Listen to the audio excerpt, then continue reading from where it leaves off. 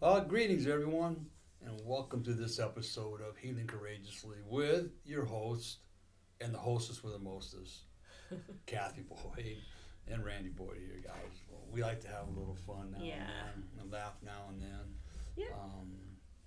especially during the holidays. So Yeah. holidays can be a drab time for many, many people, and we don't like that. We don't like to see people down and out. So hopefully we can bring a little bit of. Hey, if you got me in your life, nothing's drab. I I like to have fun. I like to celebrate. Yes, I know. Everybody knows, Cathy. All right. That's I'm the yin to his yang. He's the yang to my yin. Yeah. Because I am the one that is ready to have a party all the time. Well, who's the one that embarrasses you every time we go to stores and stuff? Well, you do too, but I'm talking the holidays. I'm talking Thanksgiving and I'm talking Christmas. Those are my days that I like to celebrate and be around family and all of that fun stuff. But with that being said, there are many Yeah. people out there that the holidays are not fun at all. so this particular episode is going to help you with that. This is going to be dealing with uncomfortable situations, especially during the holiday. Especially Now, a during lot of the these holidays. can apply to every day. Yes. But probably more so during the holidays because people are just amped up in a different way during the holidays. There's stress that's involved with it. Workflows change during the holidays. Yes. Kids are out of school during the holidays. There's just a lot more going on, a lot more on people's plates. So we want to kind of go through some steps and some tools that we can help you with to deal with uncomfortable situations. So And we want to say also that we talk about a lot of the stuff in our episodes, different recovery stuff, healing stuff, and so on and so forth. And we just want to assure you that we know it's not easy. No. We talk as though it is. It's because we've done a lot of it, so we know that it's hard. we still struggle with a lot of it. We still struggle with it, right? So it's just this has been our experience. It's helped us get through different situations and holidays in our life. Work through our marriage issues, our family issues, and everything else. And we know none of it that we're suggesting is easy. No. Not at all. Matter of fact, you're probably laughing at us. Yeah, right, Boyd. Yeah, that sounds real good. See how that goes in my family. See how simple that is. Yeah, No. Okay, so first of all, we want to make sure you guys understand that. Yeah. We know that this is hard work. There's nothing easy about it, and there never will be. Okay, but we have to go through this kind of pain in order to heal. Yeah, there's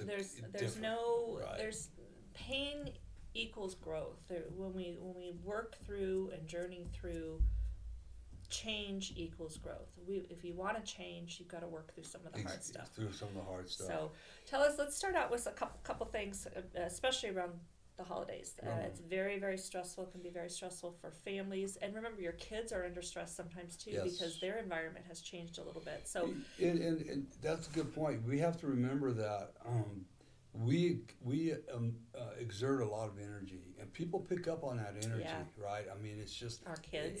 Whether you believe in that or not, that's okay. But he's good at it. I'm really good at picking up on energy. So we may seem like we're okay, but sometimes we're not. Energy tells us differently. Yeah. So a lot of times what we have to do, we might be heading into a family situation or any kind of situation, and maybe we're dreading it.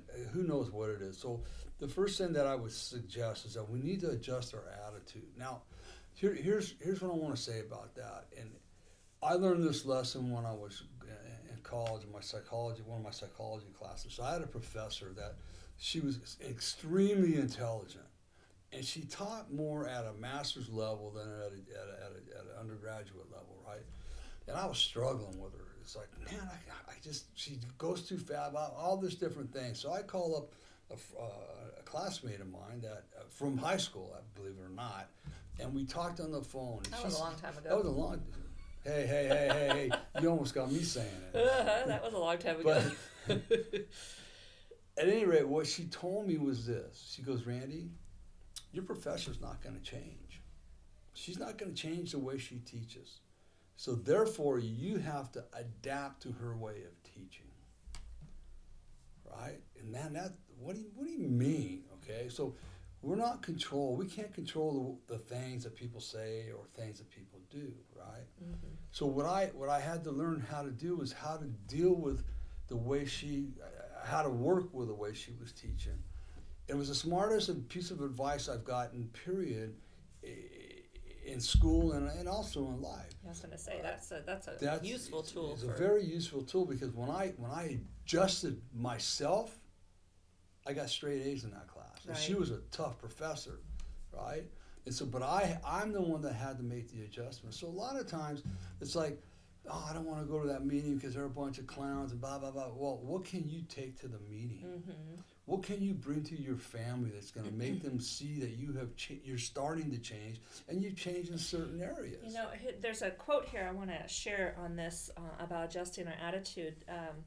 This Dr. Diep Ho, H.O., he's a family medicine physician at Scripps Clinic in Rancho San Diego, and he says, try focusing on the positive, which is before get-togethers with family members, think about the qualities you like in them rather than focusing on the negative. Right.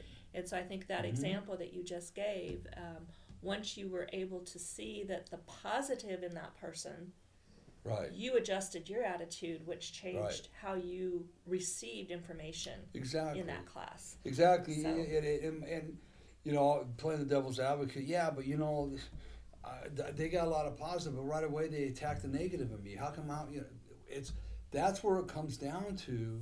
It's better to love than to be loved, and better to understand than to be understood. It's like Mahatma Gandhi, I think I said his name right. He says, "Be the change that you want to see in the world." Right? Yeah. Bring that into your family. Yeah. Make you adjust your attitude, okay? Because you can't control other people's attitudes, or what they say, do, or think. Yeah, and that kind of leads to the next one is have realistic expectations. Even what you shared about your professor is that we can't expect people to change. Let's say you have a family member that you know, you've got a favorite aunt, and she's constantly saying, oh, when are you going to get married, or when are you going to buy a house, or when are you going to do this, or when are you going to move out, all those things. That aunt's probably not going to change. Right. So he or she, aunt, uncle, whoever it is, they've behaved that way for many, many years. So when you have a difficult family member or a difficult friend, even, this could be anybody, you kind of have to minimize your contact with those difficult relatives, because having an expectation that they're going to change is only going to hurt you over and over and over again. So have realistic expectations. Have an understanding that they are who they are, that they're not going to change, but I will be the one that will make the change. The change will be me, not them. Exactly. You know, so one thing that I heard in early on in recovery is watch your expectations. Watch your expectations. And we put those high expectations on people, and what that's doing is just setting us up for resentment. Yeah. Right? You know, that's not a good place to be. It's not a good place to be. And then so I want to bring this up on expectations, because this really threw a curveball at me. Yeah, made you realize. Well, so then you go to church. Have high expectations. Have high expectations. Have high. Whoa, wait, time out. No expectations, high expectations. Here's how it was explained to me. Watch your expectations with human beings, but have high expectations of what God can do for you. That's beautiful. So that really clarified it for me, because Deborah, our therapist, said, Randy, people are going to let you down. They're going to break your trust, right? They're going to hurt you, and they're going to lie to you. I mean, I wanted to just slap her when she told me that. I was like, come on, really? Yeah. But that's the reality of life. Man will hurt you. Man will hurt you. Yeah, that'll happen. Because you might be on a recovery journey, you know, as I was on a recovery journey, and a lot of people are on a recovery journey, they say once you walk outside the rooms of recovery, or once you walk outside your front door, even though you're living a life of recovery, people out there don't care about that. Yeah. They just flat don't. So that's why your expectations are really, really important. Yeah. Another thing we need to do is we need to keep potentially upsetting topics off limit. Let's talk politics. No, we have some friends. The guys like to talk politics. Us girls, no. It's bad. It's bad. It creates tension even in us. So Randy has honored my request to not talk about it. Mm-hmm. I have the attitude is until it affects me, I'm not going to even engage in it. That's just a choice that I have made. But when you're around family and friends during the holidays, sometimes politics comes up, and not everybody wants to hear it. Remember, this is a time of Thanksgiving. This is a time of gathering of family and friends. This is a time of showing kindness and love. And if there are topics that are being brought up, you can excuse yourself. Yeah, you absolutely. can say, you know what, I prefer not to engage in this conversation. Yeah. If they choose to go on, you can say, you know what, I'm going to leave the room. You know, you have to protect yourself in those situations. So not only do you be cautious of your conversations and topics that are upsetting to people, is protect yourself as well. Protect yourself. Self-care in that. Yeah, it's my one of my number one mentors, Way Spiritual Dave. He told me this. He goes, Randy, integrity. That's good. Integrity is the most important thing in your life. He goes, you walk away from every conversation you have, no matter how toxic it is coming out of the other person, you walk away from that conversation, leaving their integrity perfectly intact. Yeah. And it doesn't matter, they be calling you stupid SOB, and you this and you that, and blah, blah, blah, blah, blah, right? It's just simply, you know what? This conversation's over. I'm going to walk away right now. When you want to have a conversation, a civil conversation where we can talk civilly to each other, I'll be glad to sit down. But until then, nobody can talk to me the way you're talking. Yeah. Bye. And you walk, instead of, I used to like, if you attacked me, it was ugly. You were going to turn the tables right there. Boy, could I turn the tables. So that kind of leads to the next one, which is accept the only thing you can control in your reaction. That's you. What can you control in your reaction? Shut my mouth. Yeah, because you can't stop people. You can't. You can't. And I'm going to go right to Cathy and I. Right. The more here's what happens. Right. A lot of us have lost our voices at a very young age, and I don't mean verbally. I mean emotionally. We can't speak what we say. You're stupid. Why are you saying that? We got beat out of it. 1,000 different things, right? So then as we become adults, now we're adults, and nobody's going to tell me what I can and can't say or how I can and can't talk, right? So what would happen is that as Cathy and I would start a conversation, I didn't feel she was hearing me, then I would take it up a notch, right? And then if I didn't feel she could hear me at that decibel, I would go up even higher. It's not pretty. Till eventually I was screaming at her. And the only thing that ever did was push her away from me. Right. She didn't want to talk. I'm done. She'd go slam the door in the bedroom. She's not a door slammer. But my reaction, right, and this took a while for both of us. We're still working on it, but I can remember all of a sudden, Cathy and I, there was a conversation, and I just caught myself, and I just walked away. Yeah. Because I'm done talking. See, because really, nobody can enforce you to engage in a conversation that's a negative conversation or one that you don't want to be in. Nobody can make you... You have to be able to walk away. Yeah, nobody can make you do or say anything you don't want to do or say. You have to understand that you are in control of you, right? That other person, Cathy's not God. She can't make me feel any way. She can't make me say anything or do anything I don't want to do. You just say, I simply do not want to get into the conversation right now about that. But. No, I'm sorry. I'm not going to do that. No. So the next little topic we have is don't drink too much. Now, Randy can't drink at all. I occasionally... Well, I can. You could, but I'd be afraid to see what those consequences look like. But those that do drink, I know from my experience, I am not an alcoholic. I have the ability to have a drink or two every now and then. I don't engage in it on a regular basis. But I do know that when I have drank too much, this was pre-Randy's recovery, it only led to arguments. It led to fights. It led to loud voices.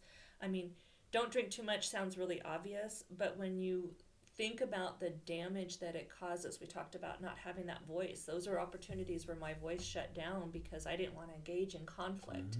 And a lot of conflict comes out of drinking too much. So just be mindful. I think it's just being mindful of your surroundings, being mindful of who you are, know your limits, and just be kind and considerate to the other people in the environment that you're spending your holidays with too. But how much is too much? That is different for everybody. And for you, one is too much. Yeah, but what could be some, when you say that, right, there's some definite signs that could come into play. I'm going to give an example. That it wasn't me, okay? But Cathy and I used to go to her Christmas parties all the time. Oh, yeah. And we were part of the group, the office there, and we partied and we drank and we danced. We did all that stuff. And then I remember, I think it was my second year of sobriety, we went to her Christmas party. It was at one of the casinos. One of the casinos out there in Coachella. And I saw all these other couples walking that we used to party with at the Christmas parties. And they were all, with each other, being lovey-dovey, right? And then they all kind of took off drinking, right? And as the night progressed, and it didn't take much, right? All of a sudden, I noticed all the guys, they weren't married anymore. Dang, it was bad. I mean, real bad. I thought to myself, was that me? Was that me when I used to drink like that? So, how much is too much? If it's affecting who you are, it's exactly. Way too much. If it's affecting the true self, yeah, right? Okay, that's one too many. That's one too many. Yeah. For a lot of people, one sip is too many. Yeah. Honestly saying, right? So you know what? This next topic is something that you do quite often. Well, you have done quite often. Yeah, your health has been affecting some of it, but getting active. What does that look like to you? Or like when you're in an environment with uncomfortable people, how does getting active help you? Well, in an environment with uncomfortable people, today I don't put myself in that environment. But the thing about being active, Deborah used to say this to me all the time. I love hunting and fishing. I'm not going to lie about that. I love the outdoors. I love the beach. I love all that stuff. And we used to do, Cathy and I will start doing more now that she's retired, but we used to do a lot of camping and fishing and hunting and all that stuff. But I can remember Deborah one day, we were talking, my therapist, and she goes, you haven't been outside much, have you? And I go, no, I haven't, Deborah. I don't know why. I think I was busy. Who knows? And she goes, Randy, you need to be outside. You need to be active. It's a huge part of your recovery. Yeah. And it makes me feel good about me. It makes me feel good when I'm out, 100 miles on the ocean with my fishing buddies catching fish. It makes me feel good when I'm up in the high country with my son hunting whatever I'm hunting. I can say too, with you being active, it creates a whole different you. Yeah. And so I think for anybody who struggles with people, being active allows you to show up differently in those relationships. Right. Both your in-love, your friends, your work environment, whatever that might look like. So I think being active is really important for anybody, because when we feel good about ourselves, we're going to feel good about everything around us. Well, and even, I had COVID a year ago, and, it was like, I've been fighting health since then, different back, but whatever, not as active as I would like to be physically that way. But Cathy would even tell me, go down and have coffee with your cycling friends, man. Just go. You need those people in your life. And, they don't drink. I'm sorry, they drink, but they're all of them are family people. Yeah. They're great people, man. We love them all. We love being with them. And she go, Randy, just go down and meet them for coffee, even though you can't ride.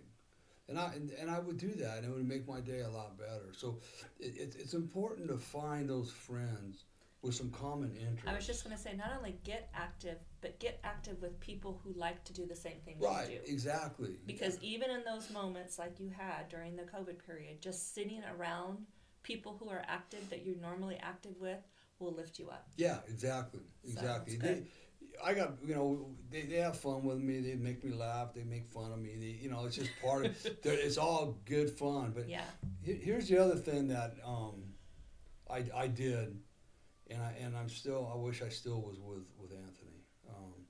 Was I gave myself a gift, probably. Well, I was 51, 52, probably 10 years ago, 12 years ago. I don't know. And I love playing guitar.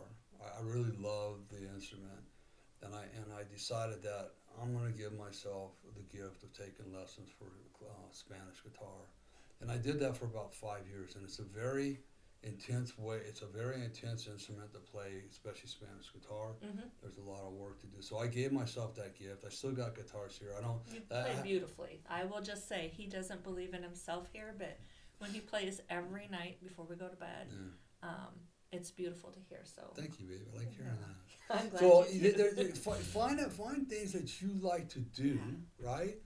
And it changes the mindset, definitely. Don't ever believe that what I was told in recovery that you can do, Randy, whatever you want in life.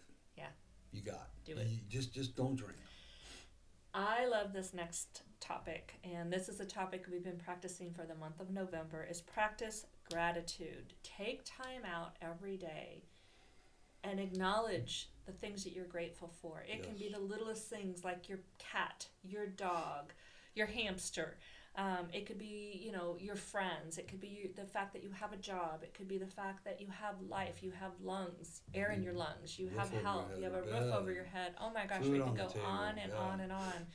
But practicing gratitude changes the attitude. Yeah. So even in an uncomfortable situation during the holidays, there's always something to be grateful for.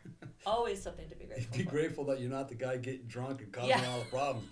Hey, I mean, there's always something to be grateful for. There's always something to be God, I'm glad that ain't me. Better him than me. Yeah, so just, it's anxiety can diminish by focusing on the things that we bring value to, and we bring value to the things we're grateful for. When we talk about anxiety, I want to touch on this because I'm not going to downplay clinical anxiety because I had it and it's not fun. It sucks, to be real honest with you.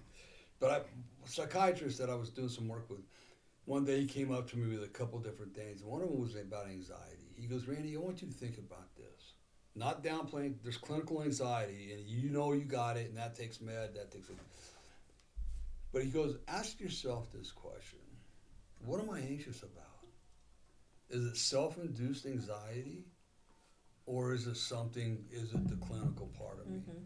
Most of them, I believe, can be, I created the anxiety. I'm going to some function that I don't want to go, so I'm anxious. I got this anxiety. I don't know how to handle this anxiety, right? That could be death because that could be when a drink will help, right? We don't want to put ourselves in that position. So be real careful on the anxiety. Because oftentimes you can stop it by how did I create this anxiety? Where's it coming from in my head? And what can I do to stop it? Yeah. Now, that's not clinical, okay? This is if it's non-clinical. Yeah. What about tolerance? How do you practice tolerance? Tolerance is another I'm married to tool. you for 39 years. I've got to be tolerant. Wait a minute. I have been tolerant. Actually, we've been tolerant of each other. We have to admit that. But how are you tolerant with difficult people? People will irritate us. People will frustrate us. I'm gonna go to God because here's the number one thing that you must learn to do. And I know there's a lot of must. There's not a lot, but I will tell you this: you must learn not to take things personally. It's not about you. You need to understand that. Yeah. And I know that. Read the 4 Agreements with Don Miguel Ruiz. He explains it very well in there, right? Jesus says all we're supposed to do is love people, right?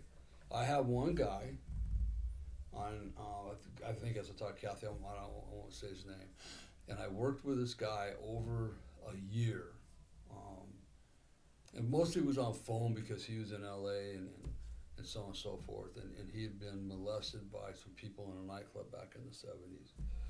And it finally got to the point to where, and he was a little bit delirious because he's done a lot of meth.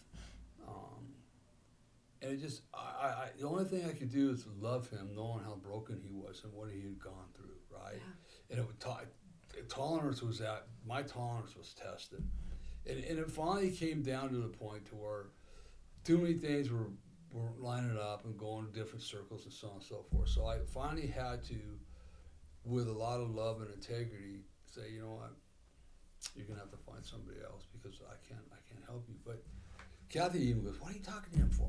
You know. It was hard. It was hard to hear right.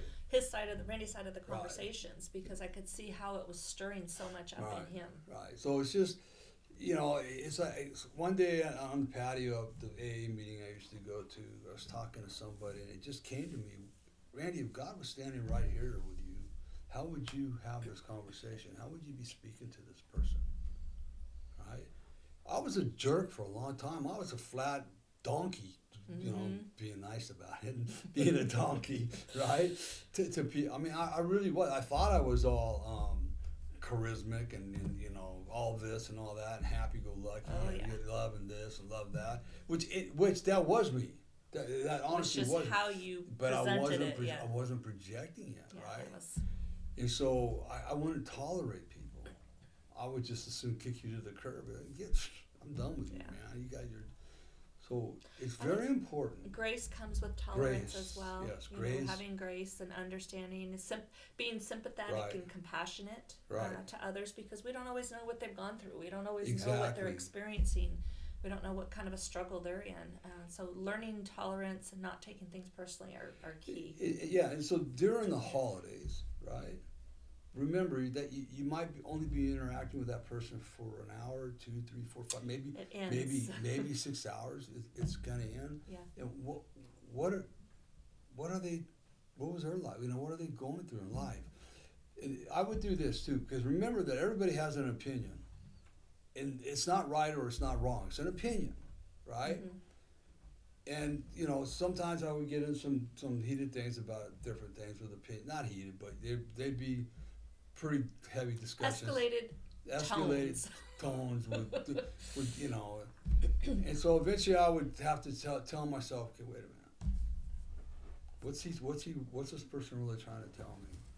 And I might walk away, or I did a lot of times walk away and say, you know what, I never thought about this the way you're explaining it to me. Yeah. I think I'm going to give it some thought, and maybe I'll get back to you. That's about being open-minded and tolerance. Exactly. That's so good. And then I would walk away. So that's great. You just learn to be tolerant. That you know you can't change people. It's all part of control. You can't control what people say, do, or think. We got a couple more here, but this one I love. Me, the happy person. Don't go. The glass is always half full. Bring a happy reminder. Like if you're going out to a friend's or family, bring something that makes you happy. Maybe it's a certain outfit that you're wearing, or maybe it's the picture on your phone. You know, the phone that you've got or the picture on your saved screen. Things that are going to make you smile. Things that are going to make you remember who you are, who God's created you to be. That helps relieve stress. Just having those happy little moments. And then the final thing that we have is to take a deep breath, or 5. I'm going to share real quick something that works for me. When I have been in struggles, I did this a lot with work because I dealt with a lot of people, a lot of difficult situations, a lot of difficult people. Talk about tolerance. Yeah, exactly. What I would do, and I learned this early on in my journey, is I would take a deep breath in. So it was like bringing God in, and I would take it and let that blow out very, very slowly. So what I was doing is bringing God in and then releasing the stress, releasing the intolerant people, releasing the frustrations. And so for me, taking a deep breath was a really super cool tool that I did. So it was breathing God in and letting the rest out. And so when I did that, I released myself of that and allowed God to work in and through me. And so for me, taking a deep breath once, 2, 3 times a day, for whatever it took, whenever I was feeling anxious, and I still do that today, even though I'm not working. If I'm in an anxious or a little stressful moment, I will still do that. So let's do something real quick, because you deal with anxiety sometimes. Yeah. And when you fly. When I fly. And we just flew together. Well, you flew to Vegas and back on your own. Yeah. You used what you had to use to get there and back. Mm-hmm. but we just flew to California, right? Then you were fine, right? And what you told me was, I just need to sit on an aisle seat. Yeah. So yeah, I found that, when I'm anxious like that, I realized that I used to always want to be the window seat, always want to look out the window, have a place to lay my head, but I realized that puts me in a very confined area. So I've learned that for me, my deep breath is the aisle seat. So that I feel more open, that I feel just learn. Deep breaths might not always be a breath. It might be a shift of where you sit, a change of your environment. So it's really important. But when we're dealing with difficult people, sometimes that deep breath just allows God to come in to the situation and removes me from it. And again, we want you to remember this, that you have the perfect right to walk away from a difficult situation. Just do it with leaving the other person's integrity intact. Yeah. This is when you can be selfish, because you're taking care of you. You're learning new behaviors, which are difficult at best, right? Yeah.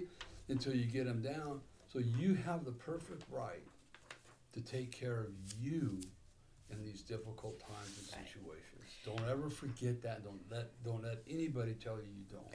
No, and the last two items that we just want to remind you of too is when you're in a holiday family function or friends giving, whatever that environment is have a plan, have an exit plan, entrance and exit plan, and make sure you have a mentor, a sponsor, a coach, a friend, somebody that knows where you're going to be, that you can say, hey, if I'm in a difficult situation, do you mind if I call you? And then utilize that person. Don't be afraid to. So stay in contact with them. Mm-hmm. Those are the two easiest tips that we can give you when you're dealing with uncomfortable situations during the holidays. So I hope that this was helpful for you. I know these are some of the things that we have experienced ourselves. Yep. Some things that were new for us too, that we realized that we could implement when we were in those uncomfortable situations. So thank you guys for listening and tuning in this week. Want to remind you that you can contact us through changeyourlifestorynow.com. If you go there's a contact form, reach out to us. We do have available a free 30-minute consultation if you're looking for life coaching. If there's just something you're struggling with, maybe it's a relationship, maybe it's a work environment, maybe it's self-esteem, marriage, whatever that might be, go to changeyourlifestorynow.com to our information, and you'll find our contact information there.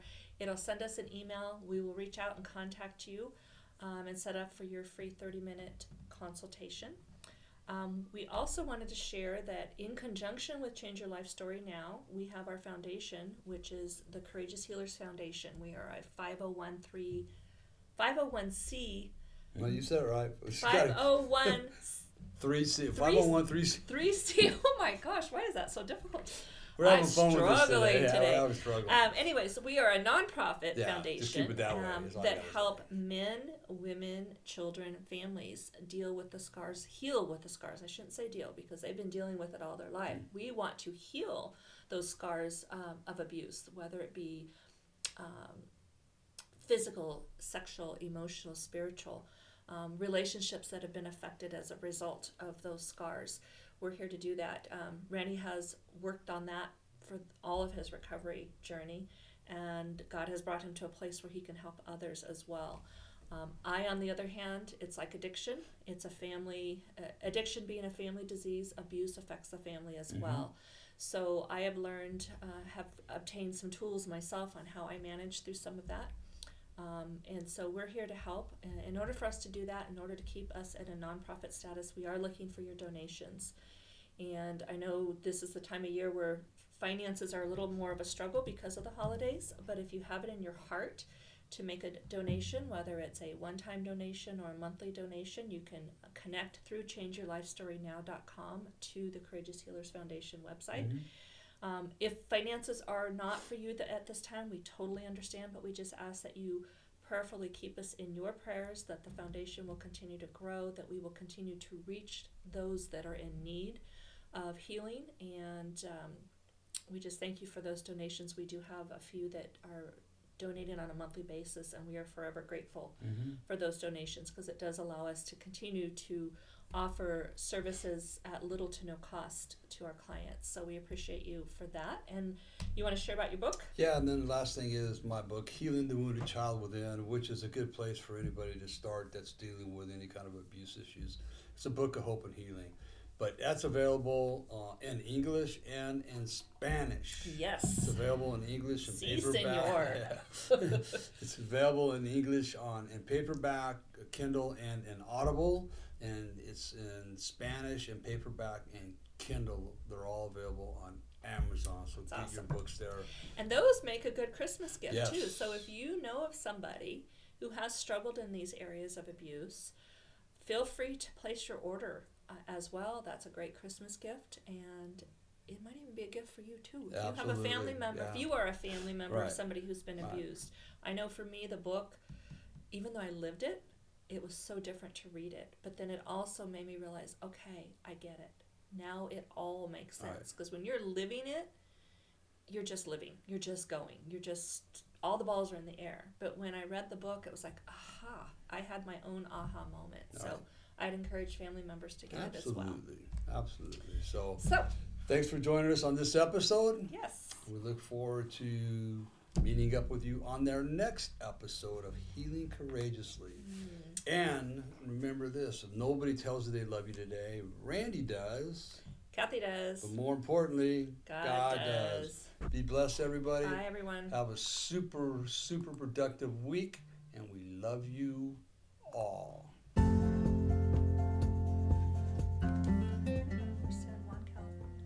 This has been Healing Courageously with Randy Boyd. We will have a new episode every Monday. Please like us on iTunes or Google Play. If you would like to know more about the services available from Randy, please visit him at changeyourlifestorynow.com.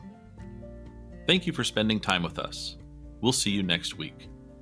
And remember, if nobody tells you they love you today, Randy does.